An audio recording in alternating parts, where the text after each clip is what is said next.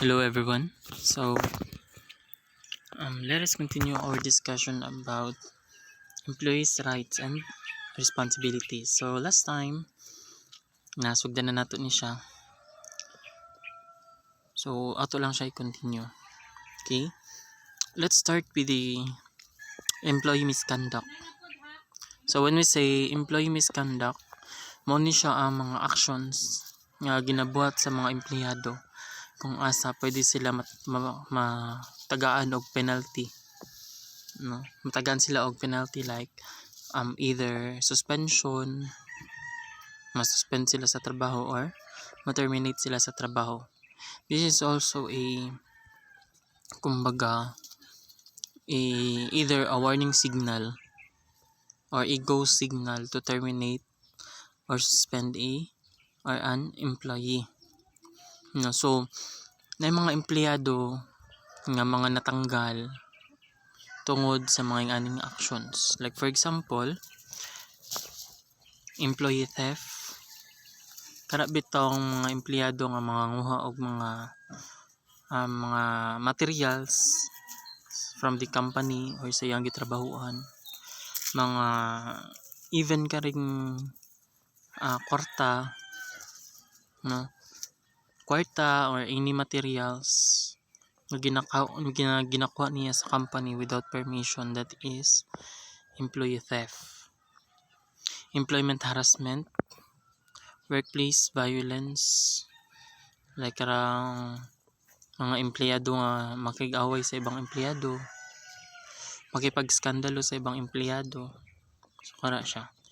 Disclosure of organizational secrets, pag naay sikreto imong company, so imuhang gitug-an or imuhang gi-disclose ang sikreto, like for example sa karibitang mga companies or mga trabaho nga, for example restaurants, na sila yung mga special nga mga menus, mga dishes nga na mga secret ingredients nga kung asa that is forbidden para itug-an or i-disclose sa iba, then imuhang gi-disclose sa iba, then that is kumbaga misconduct gihapon.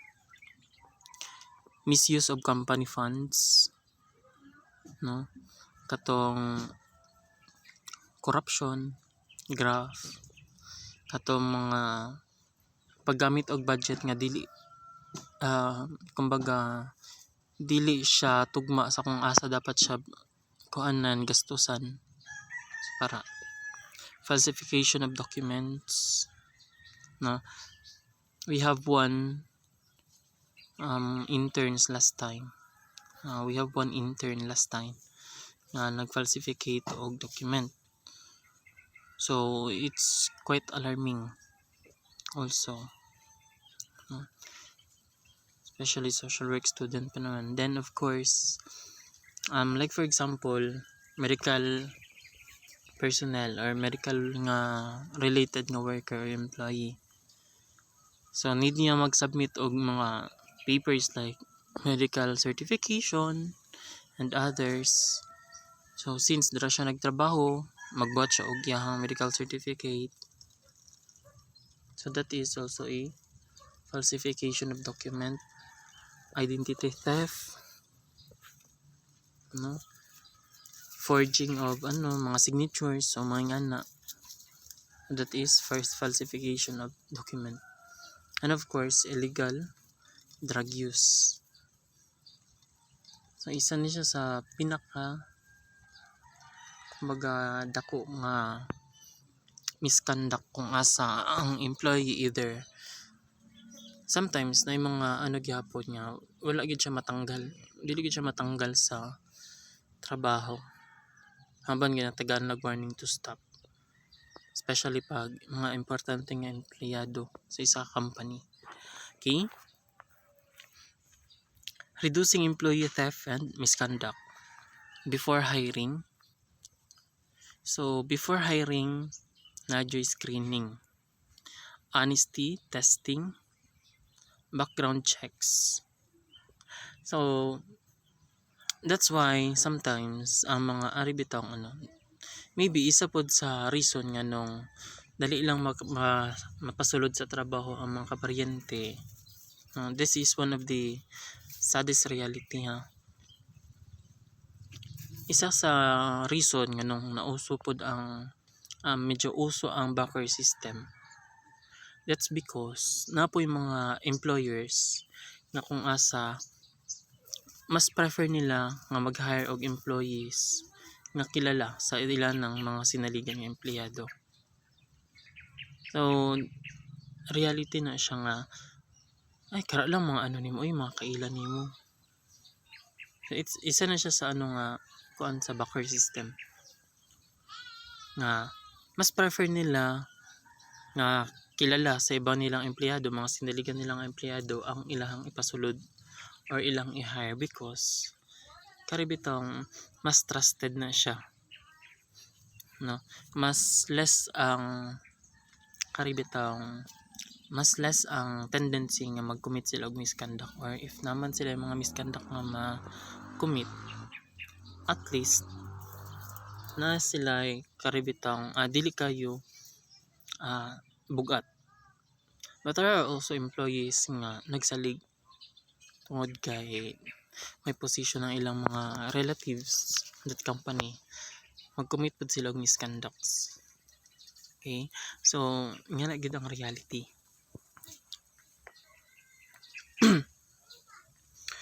And we also have karibitang screening. When we say screening, murata ginasala. So ginasala ta in different ways. Ato abang work experience, reason nga nung nag-apply ta, no? Isa sa dakong question, nganong diri man ka nag-apply sa amo so ngano naghawa man ka sa dati ni mga employer, unsay reason nimo naghawa ka dito? So daghan kay question, kay that's also part of the background checking. Kay base na kayo na-commit nga mga misconduct sa dati nimong company or sa dati nimong gitrabuhan, then may tendency nga pwede nimo i-commit balik dito sa imong gina-applyan. So nga na siya. Honesty testing, based on my experience,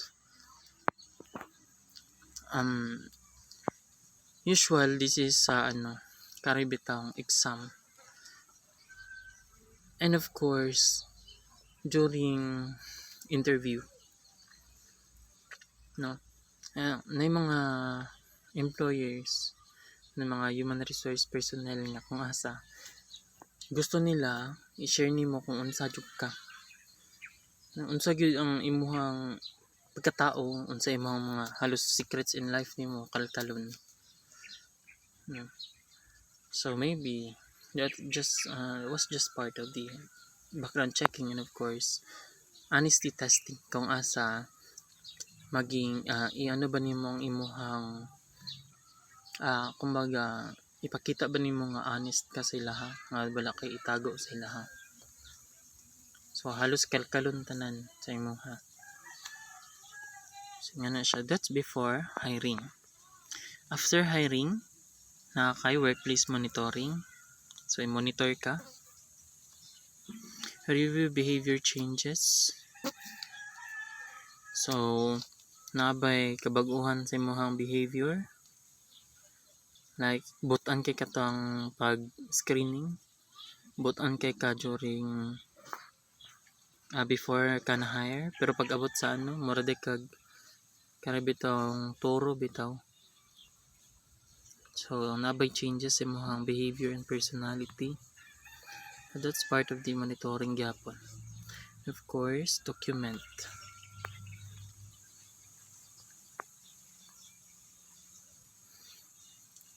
Next, we have employer investigation. Employer investigation of workplace conduct. So, wala ko PPT or PowerPoint presentation that's why ato lang siyang i-scroll down. But I already sent the soft copy of this file, so just Open it and read. Okay, again, employer investigation of workplace conduct. Number 1, we have administering honesty. Next, reviewing unusual on and off the job behavior. So, sa mga dagko kayo nga company, wala kayo nila ginatagaan og karibitang pansin, because especially mga companies nga na over thousands of employees, so medyo maglisod sila og monitoring ana kadaghan, no? But in companies or in workplace, like for example you are a teacher, no, na makaya lang og manage lang ang pag-monitor, we are really being monitored amo ang behavior sa school or during trabaho, and of course behavior namo sa pagdeal sa mong client, amo ang students, behavior namo sa outside environment. Okay, conducting work related investigations, like for example there are misconducts committed by some employees, so to be fair, they are doing some investigation first. Okay, substance abuse and drug testing. Drug-Free Workplace Act of 1988 requires government contractors to take steps to eliminate employee drug use. Kumbaga, it is stated dari ang kuan karing tanan mga employees nga gagamit og illegal drug must be eliminated. So wala ni siya ginapatay, ha. So that's either gina-terminate sila or ginatagaan sila chance to stop it para maging drug free ang ilahang company or ilahang workplace. There are tagaan lang nila warning to stop, no? But in some companies, automatically pag ma-discover, terminated. Failure to comply may lead to contract termination. So, isa na siya. There are employers nga tagaan nila chance. So, i-under monitoring. Tapos pa, once na, pareho sa same sa CBDRP or even sa Tokhang. So, once na nag-stop na ang isa ka illegal drug nga abuser. Once nga mag-stop na siya, so wala na siya worries. Safe na siya. Pero once na dili gid siya mag-stop, bang into the roof gid siya. So maafatay gid usual. Okay? Then same nga na pag they are doing good or they really change, no, maging okay gyapon ang ilang company sila, ha. But if di gyapon sila magbago, ma-eliminate sila sa ilang trabaho. Okay? Act does not cover tobacco and alcohol. So kari si Drug-Free Workplace Act of 1988, dili niya cover ang cigarettes o alcohol, no? So of course, sumpay sa kinabuhi man gid usahay ang alcohol, pag-inom. Sumpay sa kinabuhi gid ang sigarilyo. Okay? Off the job drug use not include. So when you say off the job, kaya bitawng usually karing mga nagagamit og drugs dito sa balay. or out na sa ilahang workplace. But their employees mong good nga nagagamit og illegal drugs dito gid mismo sa establishments nila or dito gid mismo sa ilahang workplace. So mao to sila ang for elimination. So karing mga off the job, karing nasa balay, so si company na ga-decide na whether to eliminate or tagaanog chance. Okay? So I think this drug-free workplace act is sa ano ni siya, Philippines. So I think this is sa Amerika. Okay? But still we can apply it to our job. We can still apply it even dili man ta Amerikano, but basta kay trabaho mao ni siya ang rule. Okay? Especially those of you who are already working, ito mga empleyado na.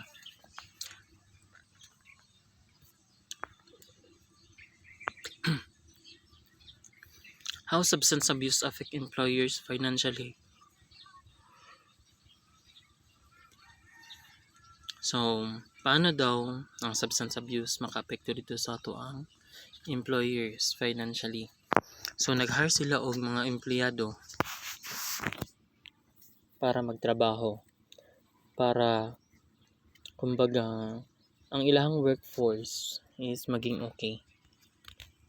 If ang isa ka empleyado mabilong or magkaroon og involvement diri sa illegal drugs, so mo ni siya ang mga karibitang mga possible nga may tabo. Number 1, increased absenteeism. So sige absent ang empleyado kay ano man high or karibitang mag-absent sa kay ano na yun, tawag ng kalikasan. P for absent person. P for fill-in staff.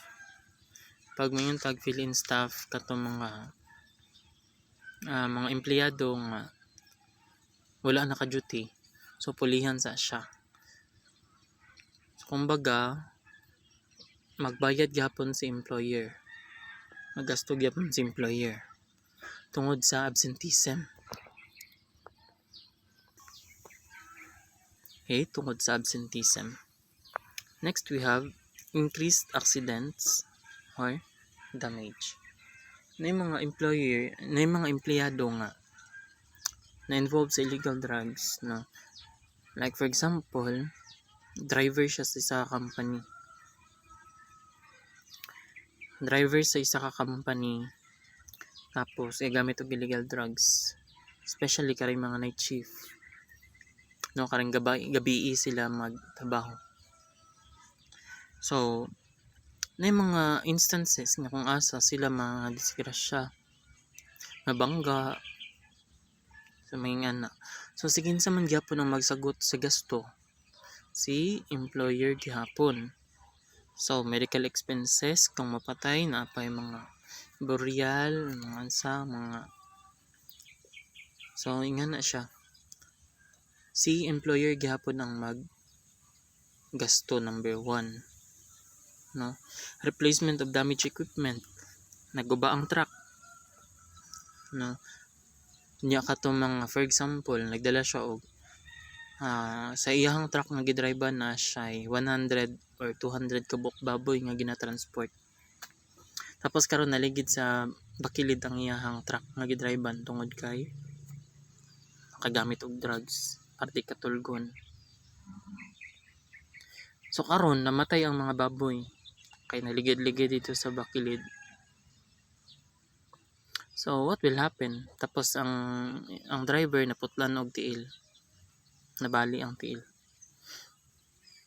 So imagine, magasto si employer dito sa empleyado nga na disgrasya, maggasto pa siya dito sa truck nga nalumping, nga naguba. And of course, wala pa gid ang supposedly income tungod kay ang gitransport nga baboy nahurot og kapatay. No? Then if ever nga magkaroon pa og investigations, no? Para mabalan kung unsa gyud nahitabo. So cargo gyapon na ni employer. No, and if napod siya mga temporary employees in replacement sa katong driver nga na hospital, iya gyapon gasto. Employer gihapon. So that's it. Nga nakadakong impact sa use of illegal drugs. That's why it must be eliminated. Si employer ang isa sa nagahimo og actions para maging workplace drug-free ang ilahang company. Next, increased healthcare needs. Increased insurance cost. No, magmahal, for example, PhilHealth. Nag-increase ang karibitang contribution sa PhilHealth. Employee time lost. Administrative cost. So, kari sila. Increased theft, fraud. Increased theft or fraudulent. So, unproductive hours. So, na mga wala naga-function ang karibitang empleyado pero ginasweldoan. Replacement of stolen items. Kat mga gipangawat nga mga items.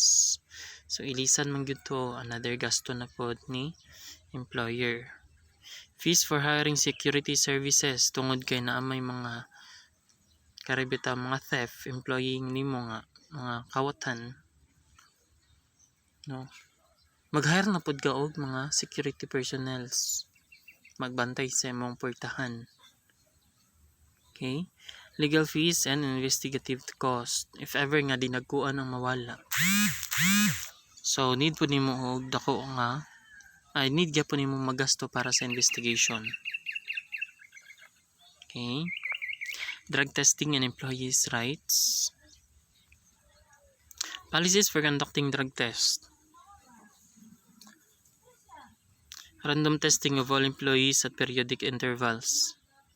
So there are companies nga conduct sila og karibitang drug testing. Random. Selected lang or pili lang. Or kinsa man to ilahang mga suspected. So surprise drug test. So periodic intervals. Karon mo ni sila mga after 2 weeks lahi na pod. No? Or every 2 weeks. Or 2 to 3 weeks or 1 week. So gasto kay na si company ana. Testing only in cases of probable cause. Katong mga nagyud tay mga suspected employees nga nagagamit gud og Zonrox. Okay, katong mga illegal drugs. Nagamit og Zonrox pag singhot-singhot siya. Okay, so pag dili suspected, of course, maggasto pa ba ka para lang ipa-drug test ang katong mga empleyado nga dili man nimo suspected nga nagagamit. Of course, para maka-ensure ka nga katugid imong mga suspects kay gagamit ba or wala. So kato lang pud ang imong ibang drug test kung ikaw ang empleyado, ikaw ang employer. Okay? Testing after accidents. So in modern times, sa panahon karon nanay mga way of tests kung asa even 30 days nga wala na ako nagamit og illegal drugs, ma-detect yapon through test. So for example katong hair follicle nga gingon ni Tulfo, so I think that's 60 or 30 days gikan sa last day nga nagamit ka og drugs, illegal drugs. Okay? Itong hair follicle test. So, mo na siya. Testing after accident. Like for example, na aksidente. So, questionable nga nung naligid ang truck. Nga patag man kayo ang dalan. Straight kayo ang dalan. Nga nun naabto sa gilid ang truck. Or nga na. Iba nga accidents. So, they do a drug test after accident. Karang recovered na ka. Okay? Testing condition. Job consequences outweigh privacy concerns. Okay. Pag that is about trabaho. Pag imong trabaho ang nakataya, especially si employer. So, privacy is ato na siyang sometimes baliwala na siya ni employer. Because panigurado po sila nga safe ang ilahang company, safe ang ilahang employees. Sige na. Accurate test procedures are available. Written consent of the employee is obtained. Dapat na ay written consent ni employee. Results are treated confidentially. No, pag magawas ang result, si Dudong kay hinalaan nga nagagamit og illegal drugs. Iyang gipa-drug test, nag-positive for unsa man nga drugs. So, alangan naman i-announce niya ito, ay si Dudong nagagamit og drugs. Huwag gayahin. So, of course, that is not allowed. Still, ginakip gyapon na siya as confidential ang result, whether negative or positive na siya. Okay. Employer has drug program including EAP. No? Even in Philippines, nagyapon tay karibitang ato mga employer nagyapon siya mga actions, like for example, i-undergo ta og seminar kung unsay maging consequences kung ma-involve ta sa illegal drugs, unsay maging consequences sa tuang kaugalingon kung magamit ta og illegal drugs, unsang pwede nato sa piton. So that is, of course, that is an example of preventive action. Okay.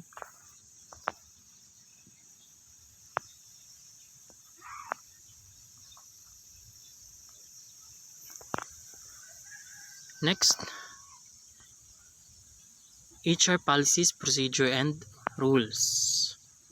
Mga tag-HR, this is usahay mo ni siya ang tigre sa ato ang company. No? Usual mga sholdeta kay ang HR. Pero dili tanan. Human resource policies, procedure, and rules. Policies. General guidelines that focus organizational actions. Why do we do it? Or why we do it? So, policies. So, isa sa nag-implement og policies, isa sa tigre sa ato ang company when it comes to policy implementation is ato ang HR. Okay? Because dari man naka-base kung unsa ang maging dagan sa ato ang company, sa ato ang ginatrabahuan. Once na karibitang for example, natay mga rules or natay policies nga gipatupad nga wala gina-follow, what will happen? No? Bawal mag-count sa office. So, a very simple policy. No foods allowed in offices during office hours. what will happen if ang employees dili mag-follow, no? Bisag na ay client, bisag na ay mga customers, magsigkaon. No? Especially in medical setting, for example. Yung mga kliyente, wala pa'y kaon, ikaw, lami ikaw yung kaon. So, it is quite offensive para dito. And of course, dili matagaan og enough nga pansin ang trabaho kay sige ra kaon. Singa na siya. An example of policy. Next is procedure, customary methods of handling activities. How we do it. So, we also have different methods in handling activities. No? Like for example, magpa-conduct og drug symposium. We also use different methods in here. So, maybe soon nato na siyang ma-discuss in other topics. Rules, specific guidelines that regulate and restrict the behavior of individuals. So, the same with policies. Natay mga rules. Kung asa mo to siya ang limitation sa employees action. Ito lang siya taman ang iyahang actions. Dili dapat siya kumbaga, like for example, mga rules. Like for example, ikaw as teacher, bawal ka karoon og relationship with your student. Okay? So that is a specific guideline nga bawal. Kumbaga na kay limit. Down to employees' rights. Okay, so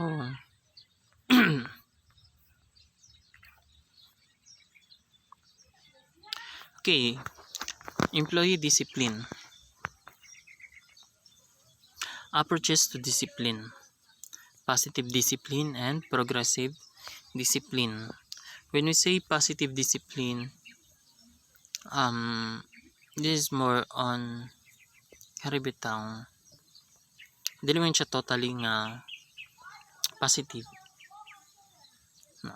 But this is more on chances, no? Tagaan ka og chance to kumbaga mabago or makabawi kung unsa man imong misconduct na commit. Like for example, counseling, no? Sa counseling dili ka matagaan og chance to na ma-explore nila kung unsa imong behavior, unsa imong ginapagdaanan, no? Na pagdaanan pagdaanan nga situation nga possible nag-cause sa imong misconduct. Okay? Next is written documentation. Tagaan ba ka og suspension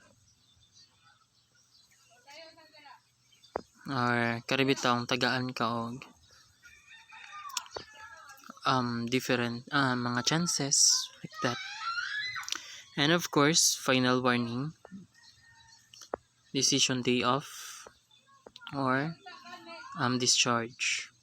Progressive discipline, we have verbal caution, written reprimand, suspension, and or discharge. If ever nga di gid mada. Same with positive discipline. Okay? But actually, if your employer can see your capability to change, no, they will give you a chance. Wata ginasog chance. Okay? Reasons why managers might use discipline.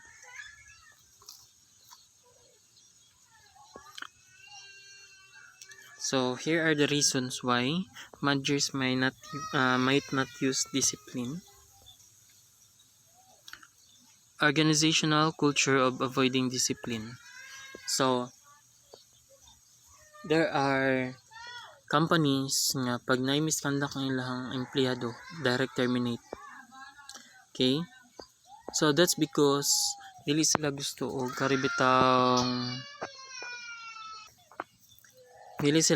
karibitang of course if ever nga mag-undergo pa kag counseling, no, nakay time nga supposedly gina laanin mo sa imong trabaho nya imo lang i-undergo og counseling session mong time.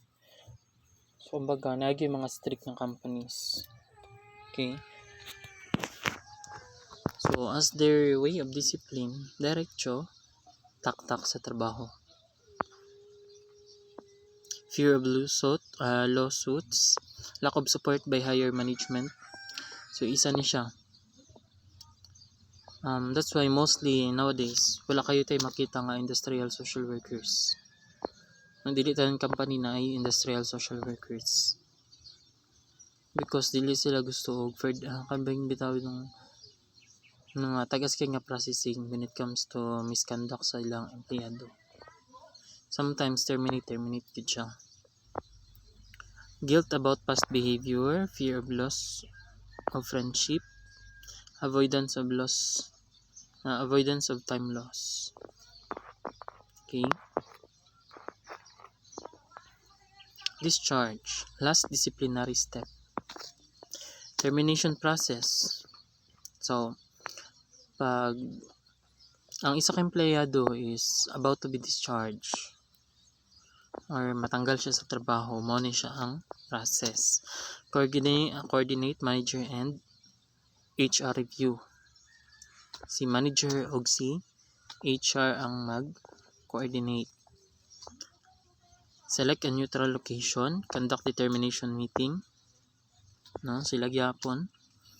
Have HR discuss termination benefits. So even terminated ka, nagyapon na siya ay mga benepisyo under na siya sa employees rights gyapon. So soon, no, kalkalo na to ang PD442 or any about from Dole about this one. Unsa to mga benepisyo nga makuha if masarado atong company, if natanggal ta sa trabaho. So okay, if naaba, escort the employee from the building, notify the department staff. Okay, separation agreement. Terminated employees agrees not to sue the employer in exchange for specified benefits. No, that's why natin ginatawag na separation fee. So this is part of the separation agreement. No, like for example, especially katong mga karibitong situation nga kung asa ang imuhang like for example naikasuhanay nga mahitabo, no, naikasuhanay nga mahitabo nga kung asa magipit ang imong employer. So as part of the agreement, maghawa na lang ka sa trabaho, and of course nakay bayad, nakay separation fee. Okay? Okay, so dari lang gyud tama ng atong slide. Okay, so this is all for today. Good afternoon everyone.